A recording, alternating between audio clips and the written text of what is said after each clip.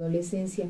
Habíamos manejado que este tipo de prevención pues tiene que empezar desde de inmediato al nacimiento del niño, con el aseo de la boca, con gasa, más adelante con cepillo dental y un poquitito de pasta. Y también, ¿por qué no descartar la posición o lo importante que es la buena alimentación, que sea balanceada, que sea rica en proteínas, en vitaminas, minerales y baja en azúcares o en productos refinados, porque esto finalmente es lo que va a descalcificar, a desmineralizar constantemente nuestros dientes. Nuestros dientes están en constante desmineralización cuando nosotros nos llevamos a la boca desde una fruta, una verdura, una ensalada, un caramelo, un pastel, un chocolate, cualquier alimento entra en contacto y a los 5 minutos su pH se transforma en ácido. Todo tiene la capacidad de acidificarse dentro de la boca. Aún la boca más sana, exenta de caries, tiende a hacer este mecanismo por el calor, por las bacterias, lo que les decía, bacterias, hongos, virus que anidan en una vida, o como se le llama, una microbiota normal. Esto va a generar cambios. Y hay algo que también es importante tener en mente, que la disponibilidad o esa predisposición que tenemos de manera genética, esto también no se ha sabido, no se ha confirmado al 100% como una verdadera realidad, pero sí se sospecha que haya cierta tendencia genética de que las caries se heredan. Entonces, papás que tienen problemas caries o de encías, pues hay que poner ahora sí que manos sobre la obra cuando tengamos un bebé e implementar todos los mecanismos preventivos en los pequeñitos para que no vayan a padecer todas estas problemáticas que hemos sabido o que nos han platicado amigos o familiares sobre las complicaciones a nivel bucal, iniciando primeramente con una encía inflamada, una caries, o la presencia de sarro, o incluso hasta la pérdida de dientes, ya sea por las mismas caries que han debutado a la cronicidad, desde ser una caries de primer grado, donde nada más destruye la superficie del esmalte, hasta ser una caries invasiva o rampante. En los niños, sobre todo en México, tenemos esta gran prevalencia de caries rampante. Son aquellas que, como se dice el nombre, es destructiva, o sea, rampa, destroza, destruye todo lo que tiene a su paso. Entonces, esta caries la vemos más frecuentemente en menores de edad, donde el hábito de biberón está mal empleado. Hay papás que, por la cuestión de que el niño llora o porque se va con la tía que lo cuiden o lo llevan a la guardería, prolonga el uso del biberón como para que el niño no sufra, para que no llore, para que no se ponga mal. Le continúan dando bebidas, ya sea líquidos, leche, suero, soluciones líquidas como agua, refrescos o jugos que no deben de ser, se las dan en el biberón. Entonces esto, con la falta de aseo, provoca pues más que nada la pérdida, la destrucción del esmalte y la pérdida total de las coronas de los dientes. Entonces, caries rampante la vemos con mayor frecuencia en niños de 1 año de edad a 5 años de edad. Puede abarcar los dientes, solamente los dientes, o incluso puede llegar a erosionar o a destruir dientes y molares de la primer dentición, o sea, de los dientes de leche. Y obviamente son caries que son fulminantes, acaban con toda la integridad de la corona, afectan por supuesto el esmalte, la dentina y el nervio. Y entonces estos pacientitos obviamente llegan con nosotros por la gran complejidad o la gran complicación que tienen para comer. El niño ya no puede comer ni duro, ni blando, ni frío, ni caliente.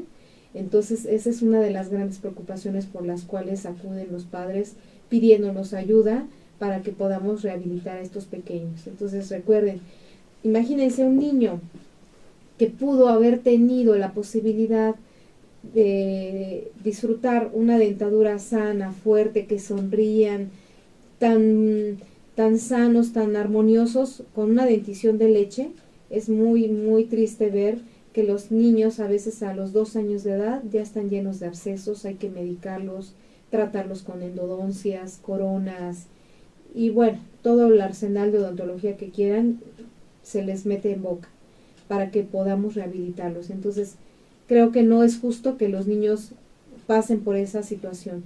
Entonces, uno de los mecanismos que nos ayudan a contrarrestar esa gran incidencia de caries son los fluoruros. Los fluoruros que decíamos que son tópicos para uso específicamente en el consultorio, el uso también de flúor sistémico en caso de que el paciente lo requiera, y eso se hace a consideración de cada uno de los niños y de acuerdo a la condición en la cual se encuentre. También el uso de pastas a muy temprana edad, con el cuidado de que no las traguen, que no las deglutan. Enjuagues bucales también, de ser necesario, se implementa también esto, después de haber hecho un cepillado bastante bien hecho y haberse pasado hilo dental. En caso de que los dientes estén muy, muy juntos, muy apretaditos, haremos la indicación del enjuague bucal, y no dejando de paso, sin mencionar, la presencia de la sal. La sal en México decíamos que se vende en ciertas zonas del país fluorada, como son la zona metropolitana, la Ciudad de México, Puebla, Hidalgo, Michoacán. ¿Qué otras ciudades estábamos mencionando? Déjenme recordar. Básicamente son las zonas que no se vende la sal yodada y fluorada. Zonas donde no deben consumir sal con fluoruro son 5 estados, decíamos que es Zacatecas, Durango, Guanajuato y Baja California Norte. Esos son los estados donde no deben consumir ni flúor ni sal yodatada. Y los estados donde deben de consumir sal yodada y fluorada son Guerrero, Oaxaca, Veracruz, Tabasco, Chiapas, Campeche, Yucatán, Quintana Roo, Tamaulipas y Baja California Sur y Nayarit. ¿Ok? Entonces estos estados también deben de tener las madres mucho cuidado en la leyenda de la sal que consumen para cocinar, porque el fluoruro que contiene esta sal es importante para que se remineralicen dientes y huesos. Nos hacían una pregunta en redes que si la sal de grano tiene fluoruro. Sí, tiene fluoruro, pero en menor cantidad, porque es una sal que se obtiene de manera natural.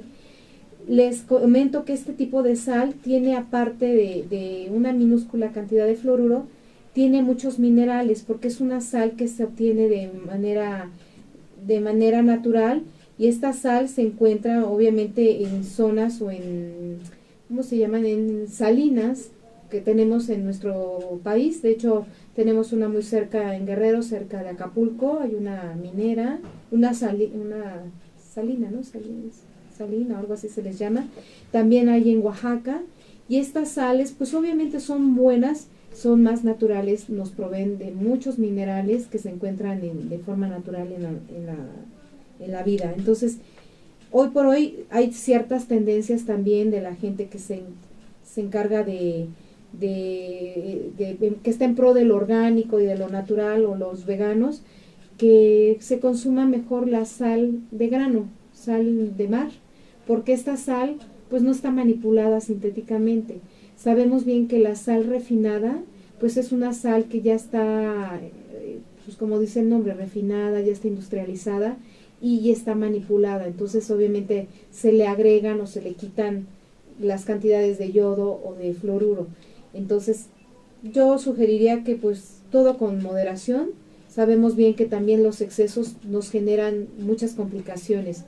Decíamos que las complicaciones que puede generar el exceso de flúor, ya sea el exceso de flúor, ¿por qué razón? Porque se ingiera sal con flúor y con yodo, que se ingiera la pasta dental, que el niño se coma la pasta dental por accidente, o que sea constante la deglución de la pasta, y esto obviamente se va a fijar en los dientes. Y que el agua de la zona donde radique el paciente o las personas tenga fluoruro. Entonces esto puede condicionarnos a una enfermedad que se llama fluorosis. Entonces la fluorosis es una enfermedad donde se acumulan todas las concentraciones de flúor en el esmalte y genera una hipomineralización, es decir, en lugar de fomentar que la mineralización sea más sólida y que el diente sea fuerte y más duro, se tornará todo lo contrario, más débil y poroso. Entonces este flúor o el exceso de fluoruro produce que la superficie del esmalte se vea entre opaco, blanco mate, mate como la apariencia de una pared blanca pintada, que se vean ciertas motas en la superficie del esmalte, y cuando llega a su estadio más profundo o más severo, es que el esmalte se torna con ciertas perforaciones, como que el esmalte está agrietado o está no terso en la superficie, sino se torna como empedrado, como con ciertos hoyuelos, y hay un cambio de color entre color ámbar a color café.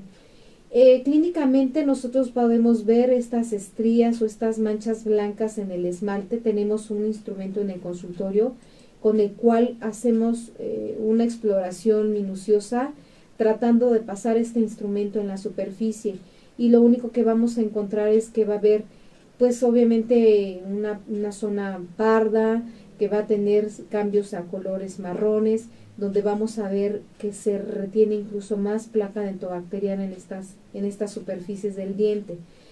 Pueden estar en presencia de un solo diente, o pueden ser todos o casi todos los dientes. Pueden ser de un solo lado o pueden ser bilaterales.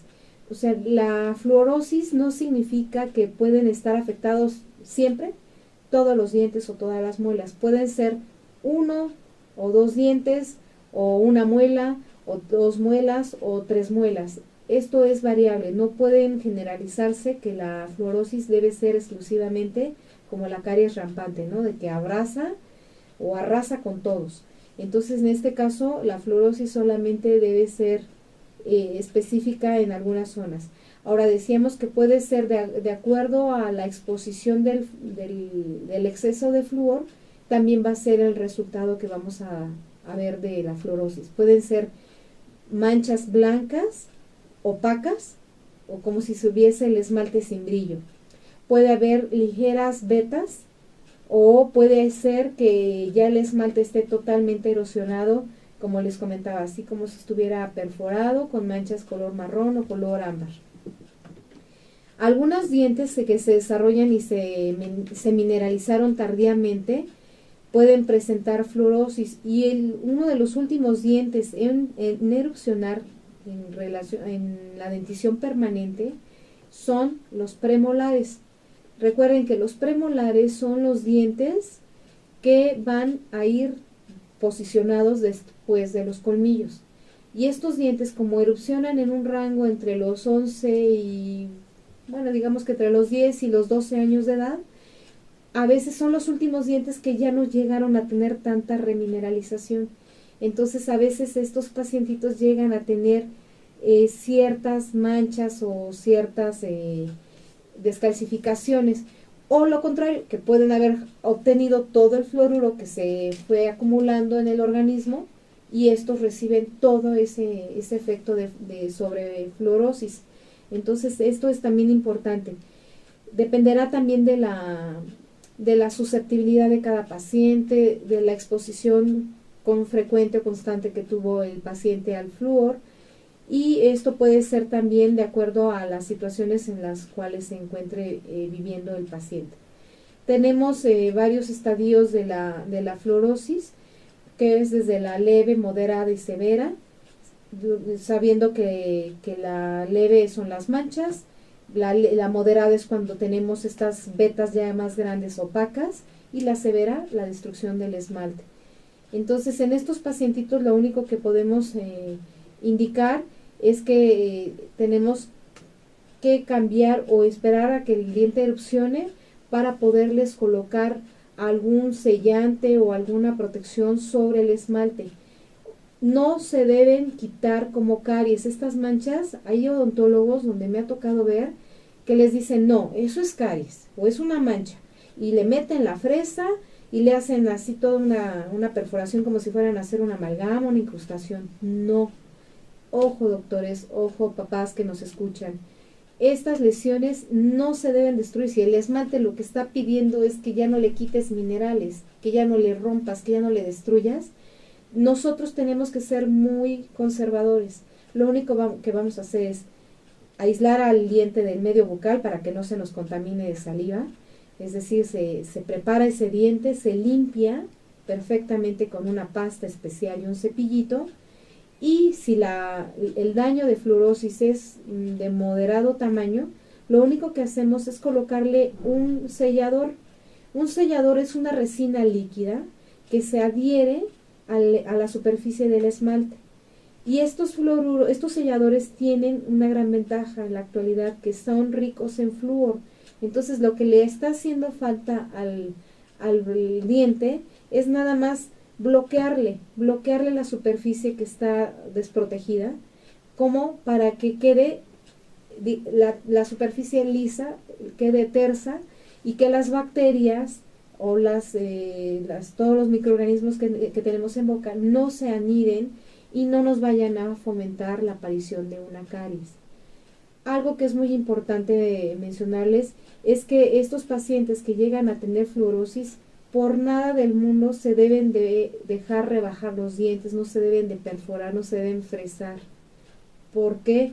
Porque lo único que vamos a generar es que el paciente tenga sensibilidad y mucho dolor, y esto obviamente va a generar una discapacidad para comer, para tomar cosas frías o para la presión masticatoria. Me gustaría hacer un énfasis. ¿Con qué frecuencia deben de acudir los niños al consultorio a la aplicación de fluoruro?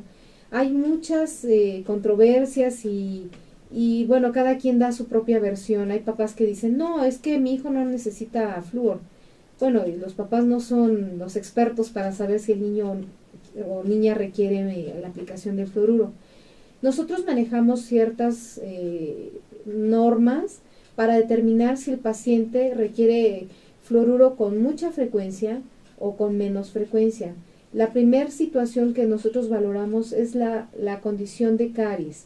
Si los niños no tienen no tienen caries, los pacientes entonces son candidatos a ir al consultorio cada 6 meses y les vamos a hacer una aplicación con un fosfato que se llama acidulado, que es el fluoruro que se encuentra presente en el gel tópico, o en el mousse o en la espuma que hablábamos, que colocamos en consultorio cada 6 meses, o sea, 2 veces al año.